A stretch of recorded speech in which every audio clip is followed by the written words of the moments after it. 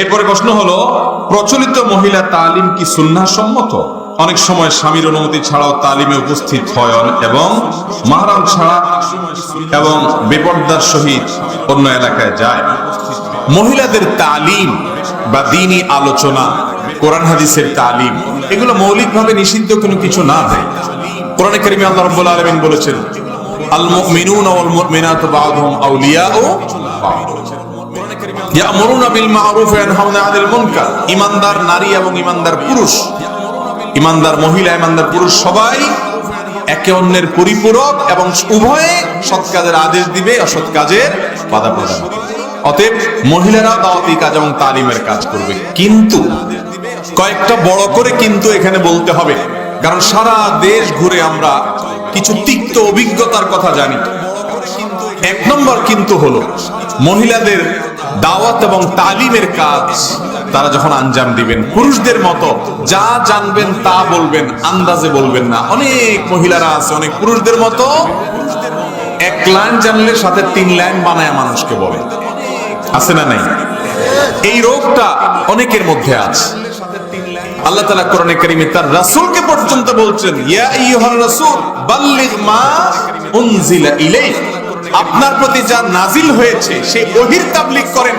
মন গড়া আলতু ফালতু এক লাইন জানলেন, তার সাথে 3 লাইন বানায়া বললেন, মন গড়া মাসআলা দিলেন, কোরআন হাদিসের বাইরে কথা বললেন, জাল হাদিস বললেন, বানায়া বানায়া বললেন, এই কথাগুলো করা যাবে না। যেটা নাজিল হয়েছে ওইটার প্রচার করতে হবে। এইজন্য যারাই দাওয়াতের কাজ করবেন, পুরুষ হোক আর নারী হোক, যতটুকু জানেন ততটুকু বলবেন। বাল্লিগু আন্নী ওয়ালাউ আয়া, নবীজি বলেছেন, আমার থেকে যা পাইছো সেটা পৌঁছাও, মন গড়া কিছু পৌঁছানো যাবে না। এক নাম্বার 2, মহিলারা দাওয়াতি কাজ করবেন নিজস্ব আলোয় অঙ্গনে।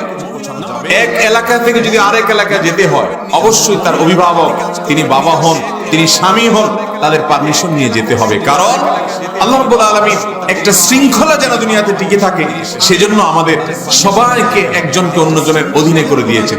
একটা চেইন অফ কমান্ডের মধ্যে দিয়ে মুসলমানদের পুরো সমাজ, পুরো পরিবার চলে। চমৎকার একটা ব্যবস্থাপনা এখানে আছে। একজন মহিলা তিনি আরেক জায়গায় যাবেন, অবশ্যই তার স্বামী, তার বাপ, তার বড় ভাই, যিনি দায়িত্বশীল আছেন, তার পারমিশন নিয়ে যাবেন। জেলা যদি হয় অন্য জেলা, সফরের দূরত্ব যদি হয়, মাহরাম ছাড়া সফর করবেন না। কারণ হজ ওমরা সফরে মাহরাম লাগে। আজকাল সৌদি সরকার তো এই নিয়মও তুলে দিছে যে মাহরাম ছাড়া হজে যাওয়া যায় এখন। আগে ভিসা লাগতো না সৌদি এম্বাসিতে, এখন মাহরাম ছাড়া হজ ওমরা ভিসা লাগবে। তো সৌদি সরকার যদি তুলে দেয় এটা তাদের ব্যাপার, কিন্তু আল্লাহর নবীর বিধান, কোরআন হাদিসের বিধান কোন সরকার তুলে দিতে পারে না। নবী করিম সাল্লাল্লাহু আলাইহি ওয়াসাল্লাম বলেছেন, লা তুসাফিরুল মারআতু ইল্লা মা আযি মাহরামিন, কোন মহিলা মাহরাম ছাড়া একা একা সফর করবে না, হজের সফরও করবে না।